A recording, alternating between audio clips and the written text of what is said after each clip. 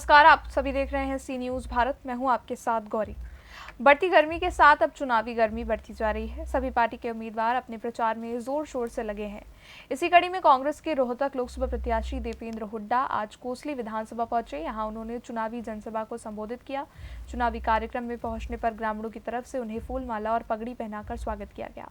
वहीं कोसली विधानसभा में विभिन्न गांवों में जनसभाओं को संबोधित करने के बाद मीडिया से बातचीत में उन्होंने रोहतक लोकसभा की 9 विधानसभाओं पर कांग्रेस पार्टी द्वारा भारी बहुमत से जीत दर्ज करने का दावा किया। उन्होंने कहा कि हरियाणा की 10 सीटों पर कांग्रेस प्रत्याशी जीत की ओर बढ़ चुके हैं। शिक्षा के मुद्दे पर भाजपा को गिरते हुए उन्होंने कहा कि बीते 10 वर्षों में कोसली विधानसभा में एक स्कूल तक नहीं खुला है, जबकि कांग्रेस के कार्यकाल में 18 से ज़्यादा उच्च स्तरीय शिक्षा के संस्थान और 95 स्कूलों को अपग्रेड करने का काम किया गया था। सर, लगातार जिस तरीके से दौरे कर रहे हैं, किस प्रकार का समर्थन, सहयोग और प्यार? लोगों का बहुत आशीर्वाद मिल रहा है। मैं समझता हूं कि रोहतक लोकसभा क्षेत्र में इस बार बहुत बड़े बहुमत से कांग्रेस पार्टी जीतने जा रही है। लेकिन केवल रोहतक में ही नहीं, आज 10 की 10 सीटों पर कांग्रेस पार्टी के उम्मीदवार जीत की तरफ बढ़ चुके हैं। भिवानी महेंद्रगढ़ से रावदान सिंह जी, तो हिसार से जयप्रकाश जी, सोनीपत से सतपाल ब्रह्मचारी जी, तो 10 की 10 सीटों पर, कहने का मतलब ये है 10 की 10 सीटों पर कांग्रेस पार्टी के उम्मीदवार जीत की तरफ बढ़ चुके हैं। और इस बात का लोगों की कितनी नाराज़गी है उसका अंदाज़ा इस बात में आप लगा सकते हैं कि कल 3 विधायकों ने बीजेपी से समर्थन वापस लेकर कांग्रेस पार्टी को समर्थन देने का कार्य किया है। आप अंदाज़ा लगाएं। और ये इनमें से ये करनाल और कुरुक्षेत्र के 2 विधायक में शामिल हैं। इस बात का अंदाज़ा लगाएं।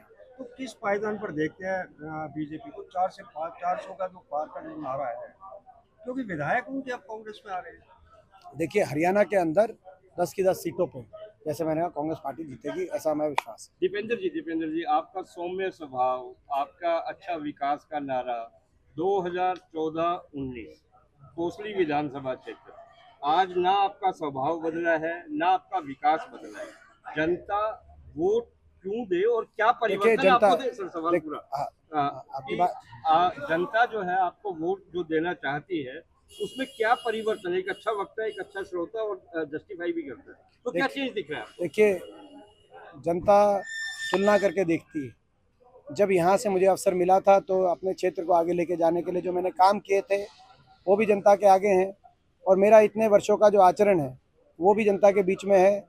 मैं चुनाव हार कर भी मैंने हिम्मत नहीं हारी और लोगों के बीच में आता रहा, बना रहा। लेकिन जो चुनाव जीत के गए वो डॉक्टर अरविंद शर्मा जी, वो 5 साल में जनता का एक बार धन्यवाद करने भी नहीं आए। और आपको याद होगा, जब मैं यहाँ से सांसद के रूप में मौका मिला था, मैं हर गांव में कई बार आकर विकास कार्यों में जो भी हो सकता था संभव वो प्रयास में करता था। तो जनता 2 आधार पर किसी भी उम्मीदवार को तोलने का काम करती है, तो काम और उसका आचरण। मैं समझता हूँ मेरा काम भी लोगों के आगे, मेरा आचरण भी लोगों के आगे है। और अब तुलनात्मक रूप से जो भाजपा के उम्मीदवार हैं उनके काम और आचरण भी लोगों के आगे हैं। तो जनता जब इंसानियत के तराजू पे तोल के फैसला करेगी तो मुझे पूरा विश्वास है कि जनता का आशीर्वाद मुझे मिलेगा। क्या परिवर्तन दिखाई दे रहे हैं आपको? मुझे पूरा परिवर्तन दिखाई दे रहा है। लोगों का पूरा आशीर्वाद मिल रहा है। एक जनप्रतिनिधि से जनता को काफी अपेक्षा, और मुझे पूरा विश्वास है कि इस बार हम 9 की 9 सीटों से, 9 की 9 असेंबली सीटों से, रोहतक लोकसभा क्षेत्र की 9 की 9 सीटों से इस बार हमारी जीत होगी, ऐसा हमें पूरा विश्वास है। इस बार यह समुंदर नॉर्थ पोल और साउथ पोल कोसली में विशेष तौर से दोनों को एक साथ लेके चल रहा है, तो इसका क्या फर्क आने वाला है? मैं आपका प्रश्न नहीं समझ पाया। रामपुरा हाउस और एंटी रामपुरा हाउस दोनों को आप साथ लेके चल रहे हैं, तो नॉर्थ पोल और साउथ पोल ऐसा है कि हमारा कांग्रेस पार्टी का मजबूत परिवार है। और कांग्रेस पार्टी में कोसली हल्के में हमें बड़े हमारे मजबूत जनाधार वाले हमारे साथी हैं। और जगदीश जी हमारे साथ जुड़े हैं, ये बड़े जनाधार वाले नेता ही हमारे साथ पीछे ज्वाइन हुए। आपने कहा क्या परिवर्तन है, एक परिवर्तन में आप ये भी आप ऐड करिए बहुत से।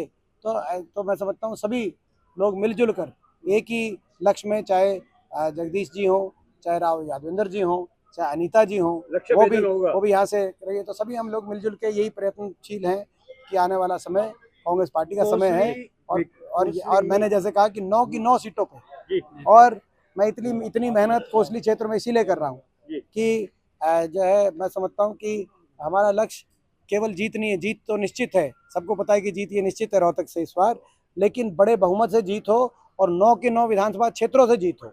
इसीलिए कोसली क्षेत्र मेरे दिल का इतना नज़दीक है, मेरी कर्म भूमि रहा है और इसीलिए मैं कोसली में इतनी मेहनत कर रहा हूँ। दीपेंद्र जी, कोसली विकास के मामले में उपेक्षा का शिकार रहा पिछले 10 सालों की बात करें तो, और जनता को काफी अपेक्षाएं हैं आपसे, क्या रणनीति रहेगी? देखिए, आपने देखा होगा, मैंने अपना जो तुलनात्मक अपना एक वो दिया है चार्ट, वो भी आपने देखा होगा। मैं केवल एक शिक्षा का उदाहरण दूँ।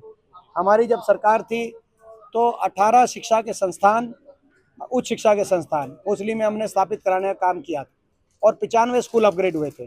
18 शिक्षा के संस्थान यानी कि college, ITI, regional centre, engineering college, महिला रीजनल सेंटर, इस प्रकार के 18 संस्थान, केंद्रीय विद्यालय जो उच्च शिक्षा के संस्थान थे और 95 स्कूल अपग्रेड हुए थे और आसपास 2 यूनिवर्सिटी बनी थी, मीरपुर में और महेंद्रगढ़ के अंदर।